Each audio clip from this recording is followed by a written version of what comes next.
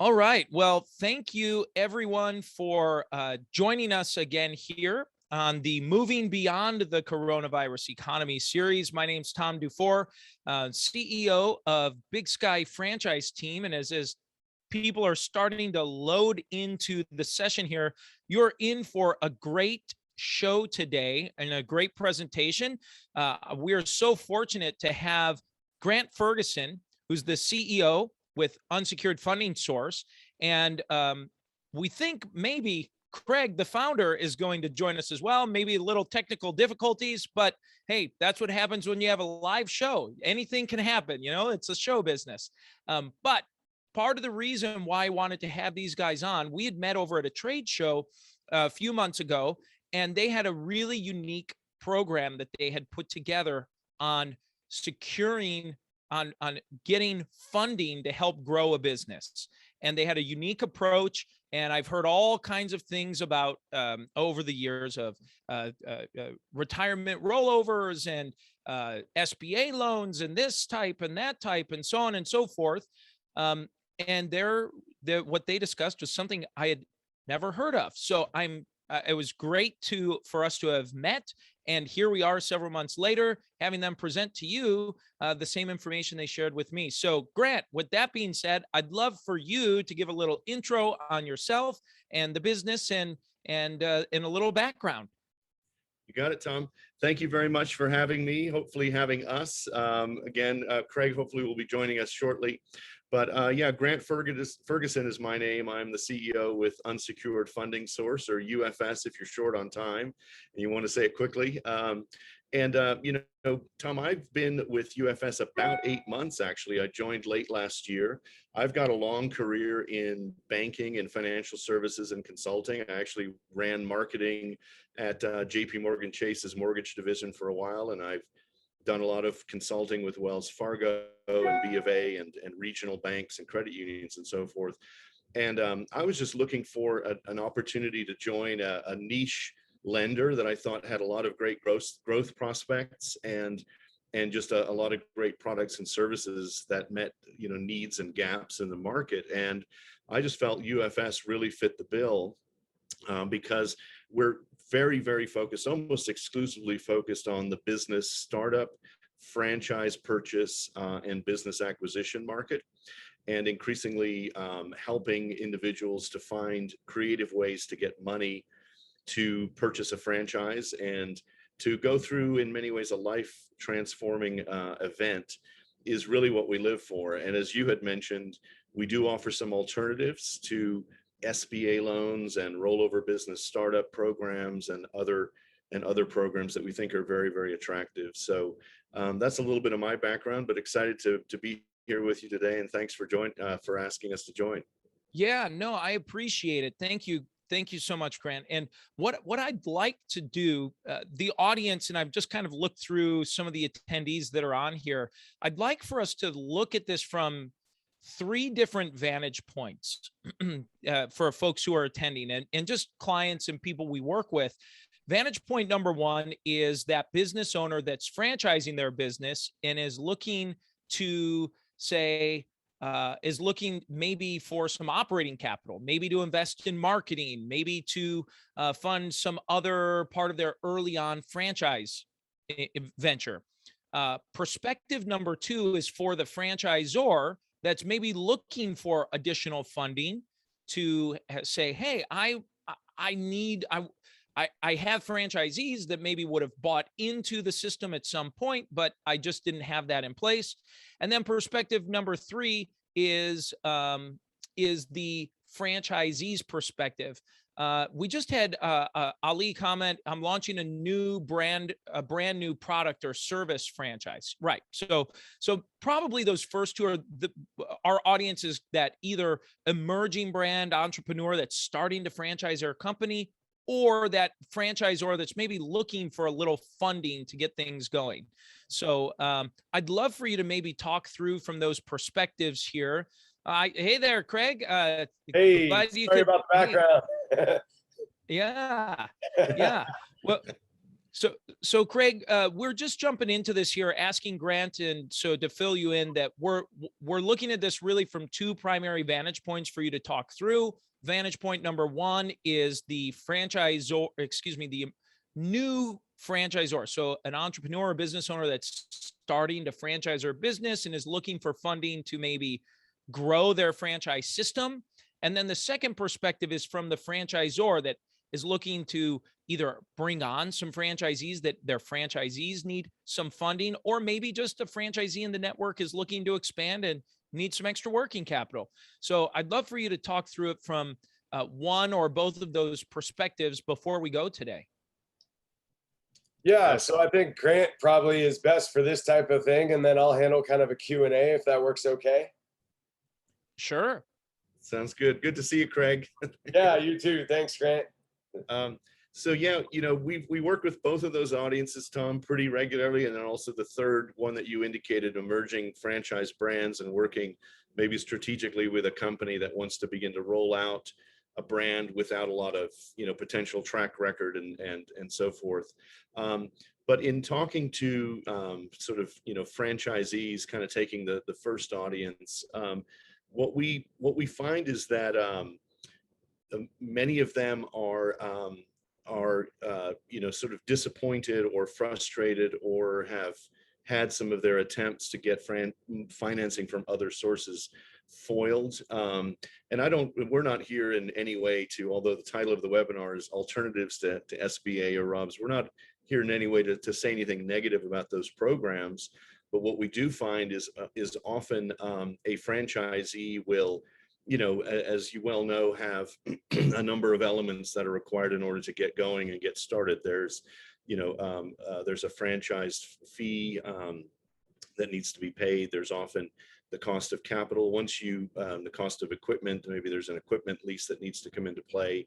And then there may also be a need for working capital for fixtures and fittings, and also just to get things going and to pay salary and to have expense ahead of revenue, as well as to cover your own personal burn rate. And so there's a lot of things that franchisees are looking for to kind of get the comfort level to make the leap. And we may work with multi-unit folks, but we're primarily talking here about, an individual that is either expanding or starting afresh.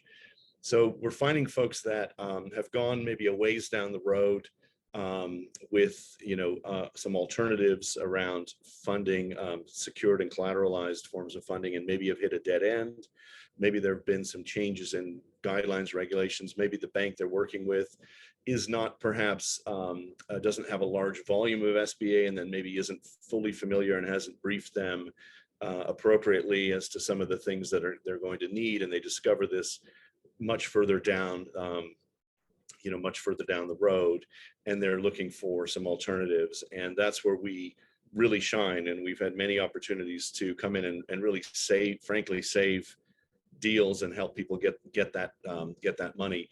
The other thing that we find is that maybe they have taken advantage of a ROBS program, and they've tapped out their 401k, or they've done a rollover, and yet they still need some additional funds, right? And for the same reasons, they might still need funds for the actual buy-in, or they might just need funds to really get the business up and running. And so we can be very complementary in that sense, where maybe it wasn't enough, or there wasn't the comfort level to to fully drain the retirement savings, and so they're looking to take some loans and looking for some alternate forms of capital. So in any of those instances, we feel we're really offering a great alternative, and we're able to get people moving forward. In terms of working with the franchisors, or the ZORs, if you want to be hip about it, we will work directly with brands and be very much a part of their packages and their program, and be presented as a preferred lender. And in many cases, we're able to help meet all of the needs of the franchisor buy-in, or again, we can work in conjunction. So there's a fitness franchise that we're working with right now, where again, we're not able to had about, I believe, 15 candidates, and some issues arose with with SBA guidelines and with a particular lender. And they were looking at about 15, entrepreneurs that some of whom were ready to rock and roll, some of whom had a spouse that had quit their job, who were going to be left without a franchise. And so we creatively worked with the brand to find an equipment leasing solution to cover the cost of the fittings and the equipment.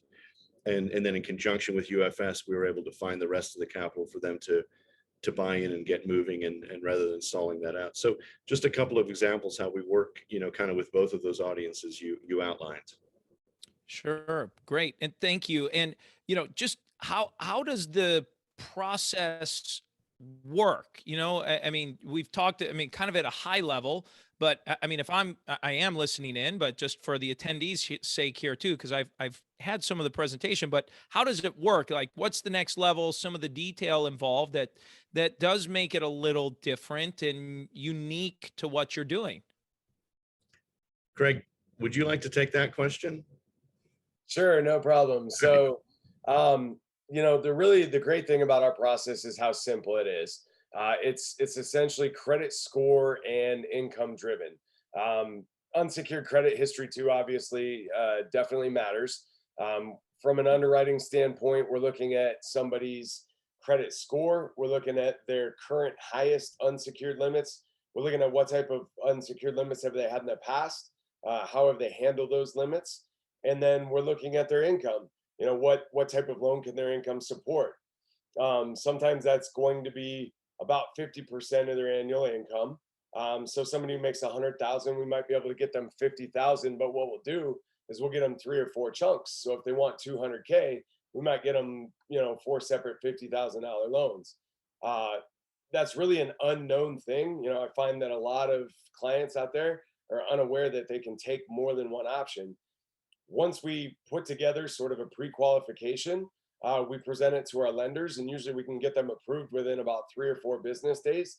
Money in their hands, usually about anywhere between 1 to 2 weeks later. Great.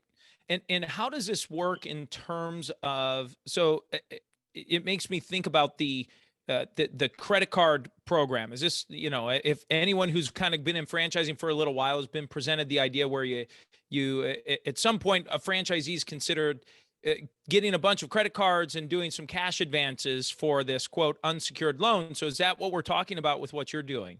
No, not at all. What we do is regular loans and lines of credits. We don't offer credit cards unless it's like sort of a last ditch effort. Somebody who may be self-employed, they can't verify, their income.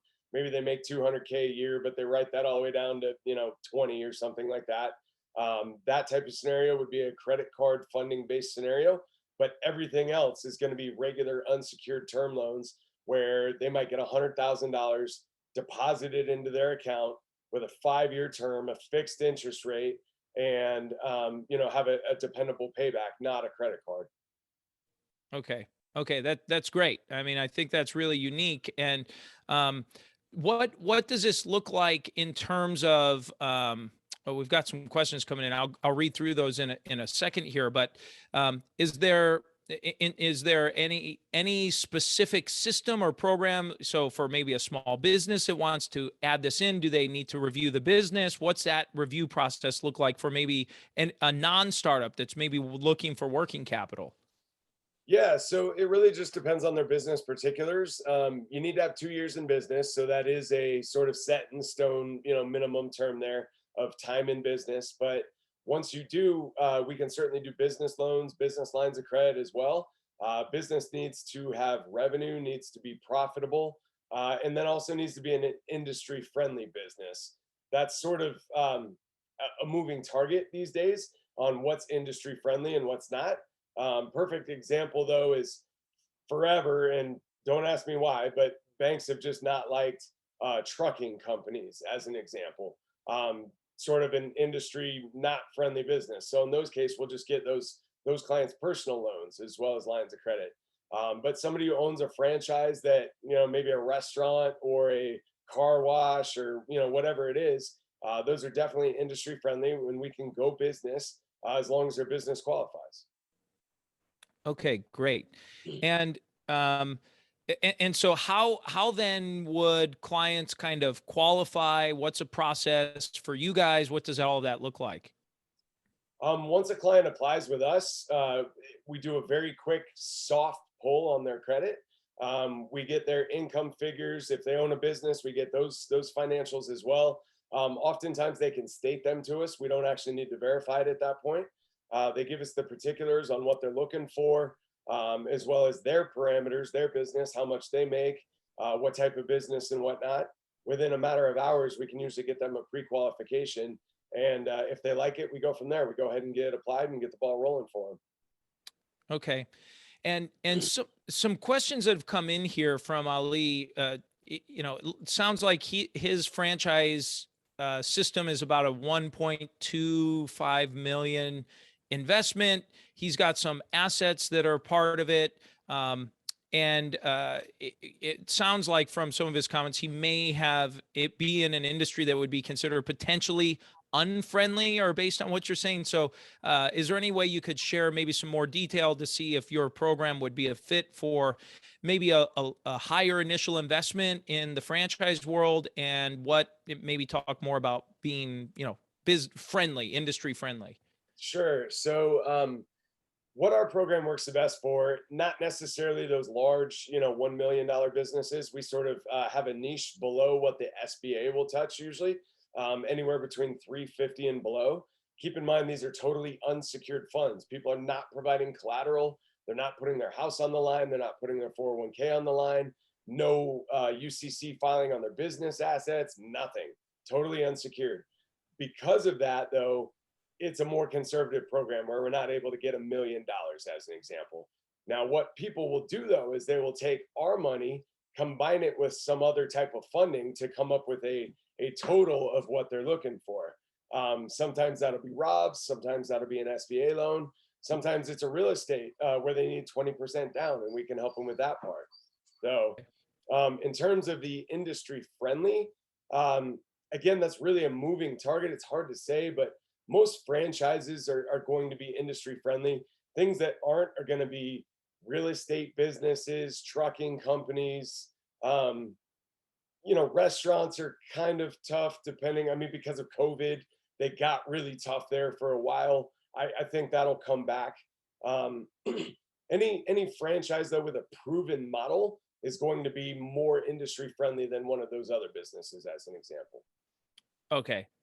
That's fair. That's fair. So it sounds like what you're saying is, hey, if you're really interested and you think your business might be questionable on this, industry friendly idea, they need to maybe have a conversation with you guys, and you kind of take it from there.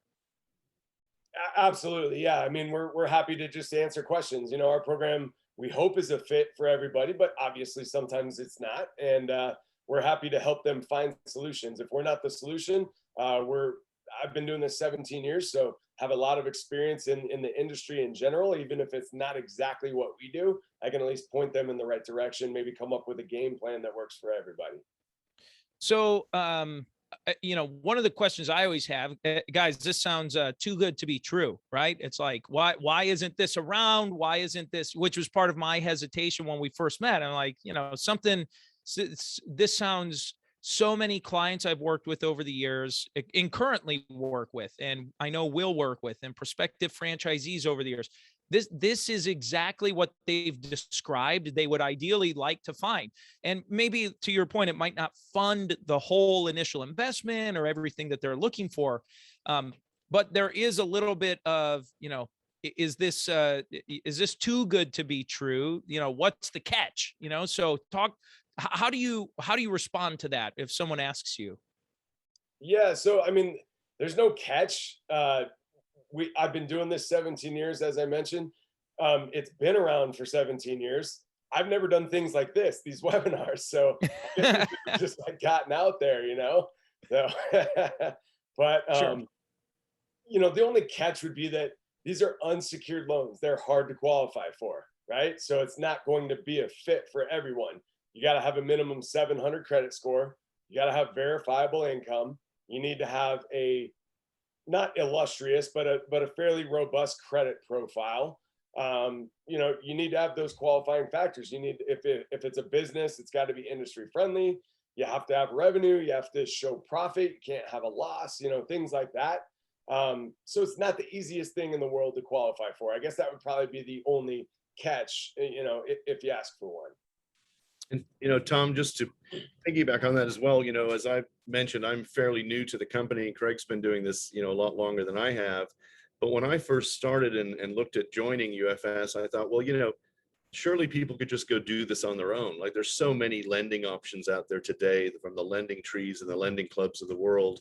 Couldn't somebody just jump online and do exactly what we're going to do for them? Well, the short answer is, I quickly discovered, is no, they can't. So there's knowing which lenders to go to. There's knowing how to sequence applications. There's knowing a lot of ins and outs and depth of expertise around different lenders, underwriting criteria, and the way they look at borrowers. There's knowing, as Craig had mentioned, the kinds of details around the type of business people are buying, the use of funds, whether they're personal loans, whether they're business loans. So it's that sort of gap in expertise where we bring a lot of value, and we actually get people 3, 4, 5 or more times the money than they could actually get on their own, and do it without damaging their credit score, and do it in ways that aren't going to make it difficult for them to get additional financing and funding. So I just wanted to add that one of the things I think you had mentioned is, we've never heard of this before. People are familiar, obviously, with unsecured lending and personal loans and business loans.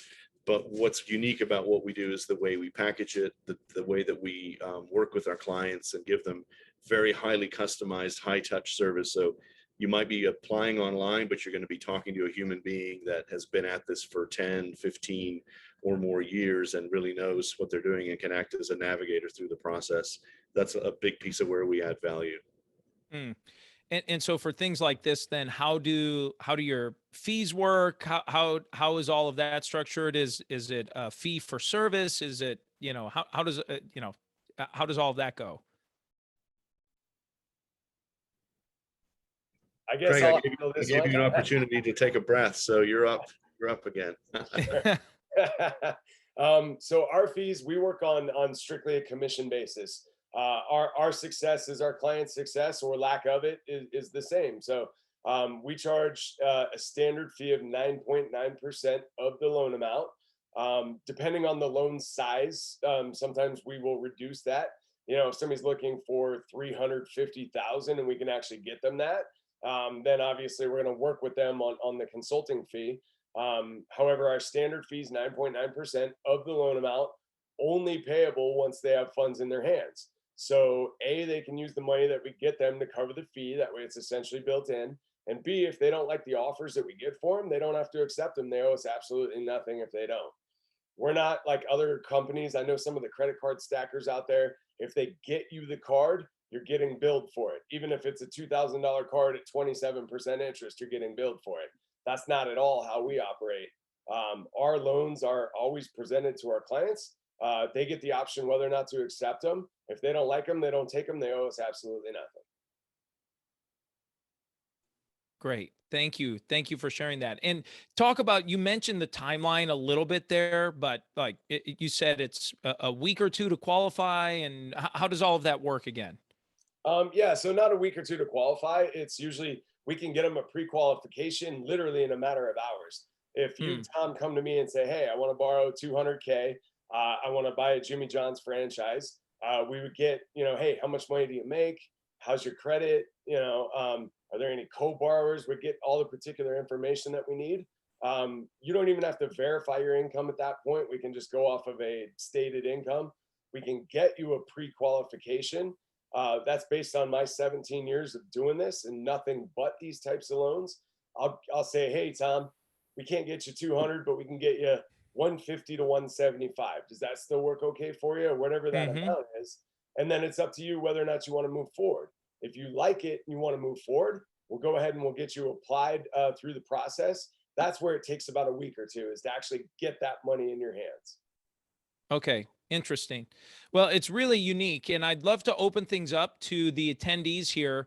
If there are any specific questions, I know Ali, you've typed a bunch in the chat box. We've tried to answer some of them here, but if there's a specific question or comment, I can unmute the group here if you'd like to do that. So just use the hand raise feature or where it says raise hand down at the bottom there. Just click that and I'll unmute you so you can ask some questions to Grant and Craig while we have them. Or type it in the chat box, whichever you'd prefer. Type it in the chat box or the Q&A, whichever you prefer. You know, I wanted to mention. Yeah, go ahead.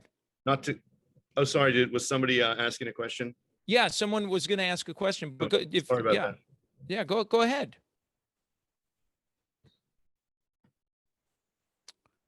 All right, Ali, you're on there. You're live. Hello, guys. This is very helpful. Great business, and thank you for all the insights. I'm launching a business in the oil and gas business, and we basically are selling a Batmobile kind of a truck to the franchisee. And we are pretty well funded as a franchisor.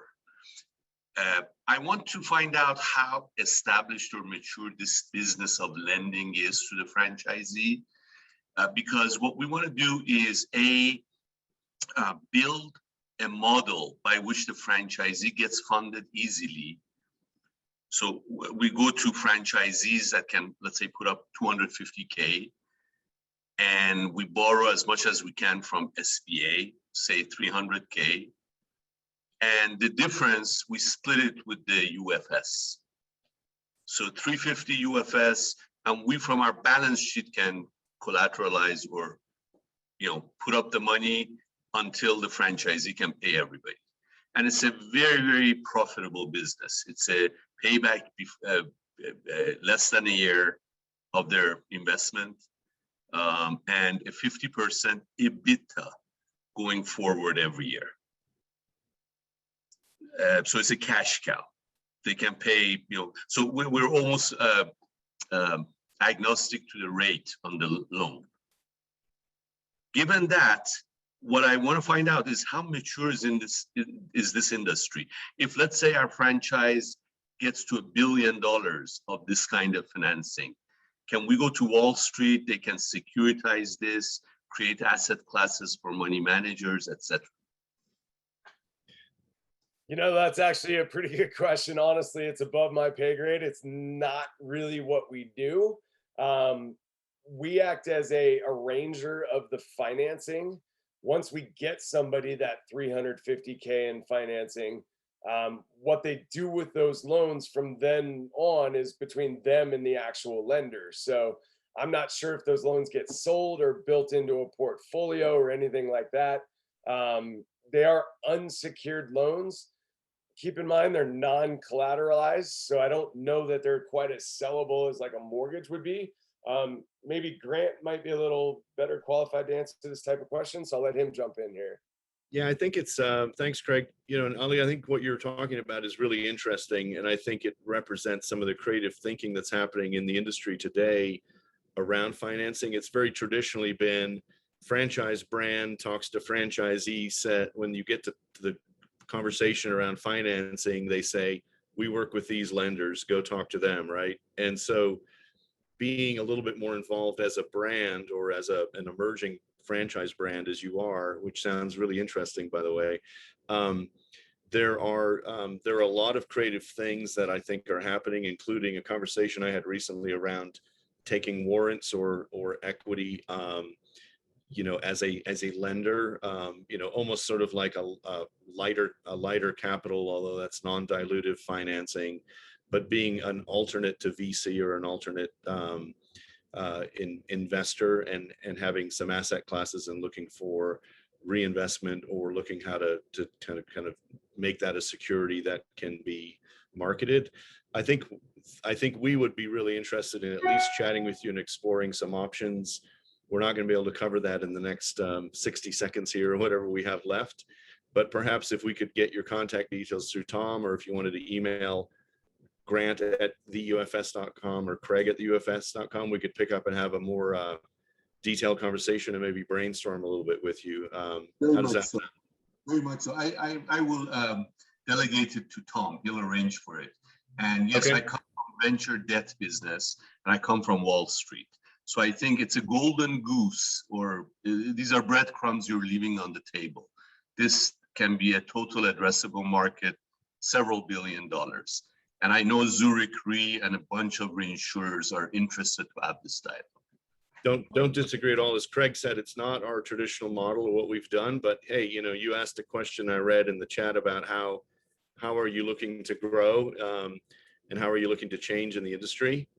And actually, you know, these are things, unless you are open to new ideas, then you may not end up changing, right? So definitely would look forward to a chat with you. And by the way, Craig, sorry, I gave the wrong email address, CJO@the UFS. But yeah, Tom, if you don't mind. Yeah, Connect yeah, us with we'll us. get you We'll have guys a connected for sure. And I was yeah, and I'm curious too. Ali, you asked some interesting questions. Is there any potential? I don't know if this would actually make sense, but I'm thinking, Ali, based on your question, if you're doing enough volume through what you're doing, I mean, I would imagine that I've seen that a lot of franchisors do this as they grow in size, they eventually in-house their own funding for franchisees. So they'll kind of create their own in-house version. I don't know if it's exactly what Craig and Grant, what you guys do, but I've seen something like that where the franchisor actually basically becomes kind of the banker. They're self-funding the franchisees through a loan to the franchisees of some kind, oftentimes unsecured, or the franchisor knows that if for some reason the franchise doesn't work out, there are some assets that they reclaim and then they can reuse with other franchisees that join the system. But again, I've usually seen that after a franchise brand's pretty mature, they usually have 200 plus franchises, and oftentimes many more than that once they start going that direction. So yeah, you're absolutely right, Tom. And that's the direction. We will be there in about 3 to 4 years. So this is a $200-300 million business. And but most franchisors, if they're smart, they don't want to be in a banker business. right. And today, money is cheap. You want to bring in insurance and reinsurance guys, venture debt guys. You can do this, you know, at teen levels, you know, 12 to 18%. You don't need to deploy your capital in this business. So you're absolutely right. Yeah. So, but in the meantime, while you're building and initially getting there, it sounds like, you know, what you know, USF is doing can be you know, this is an option for emerging and growing brands of any size, whether it's an independent, franchisor, franchisees. This is an option for consideration, right? And Craig, I like how you said that this is something that maybe the franchisees combine with other things. There might be the ROBS program might be utilized, or maybe a conventional loan or an SBA loan, and then this gets coupled with that as part of the process. So I like the flexibility that you offer, and just again expanding that option, or maybe for that new franchisor that's looking to put $30,000 or $40,000 in use for some marketing to attract prospective franchisees or something in that regard. Great. Well, do we have other questions for Craig and Grant while we have them on the line? I haven't seen any other hands raised or anything come up. So while we're waiting to see if any other questions come up, Craig or Grant, is there anything else you'd like to leave with the audience before we close out for the day? The only thing I would add in there is just the thing that makes us unique as UFS, in my opinion, and Grant sort of touched on that, but I'll expand, is when you go on Lending Tree or Lending Club or Prosper or Best Egg or any of these online websites, you're getting a computer. You're applying, you're getting maybe a pre-approval, everything is done electronically. You don't know if it's the best option for you. You're not getting anybody, you know, holding your hand throughout the process. you're not getting an advocate, you're getting a lender, and that's it. Our service is really, obviously we want to get people the money that they need, but B, and almost equally as important, is we want to get them the best options. I don't want to get them an option that's not, if I know I've got 7% from this lender and 10% from that lender, well, I want to get them into the 7%, so we are their advocate. We're going to hold their hand, start to finish. We're going to make sure that they get what they need at a rate that they can afford, and build a relationship with the client as well. We hope to be able to be an information source for them as well. I mean, this is the type of loan we do, and I've been doing this 17 years, but I've got a pretty good level of industry-wide experience. Like I said, if I don't have the answer, if I can't be the answer, at least I can be an information source and help people, come up with a game plan to figure out whatever issue they're trying to solve. So that's really the difference between us and like just applying online. Is you get us. We hold your hand start to finish. We make sure you get every penny you need at the absolute best possible rates. Yeah. Well, great, guys. Well, I appreciate it. And part of the reason we wanted to have you on this webinar series, Moving Beyond the Coronavirus Economy, is to let folks know that there are additional options. So if you are a franchisor looking to help your franchisees get funding, this is another arrow to add into your quiver. It may not be, it's probably not your only option, nor would we recommend it be the only option. You need to provide franchisees options, or prospective franchisees, or even for your own business and things that you're doing and growing. So I really appreciate it. Craig and Grant, thank you so much for being here. We'll make sure we send this out. And thank you everyone for tuning in on this edition here of Moving Beyond the Coronavirus Economy. And we look forward to seeing you back next week. Thanks, guys. Thank you, Thanks Tom. for having us, Tom. Take care. Everybody. Bye-bye Take now. care.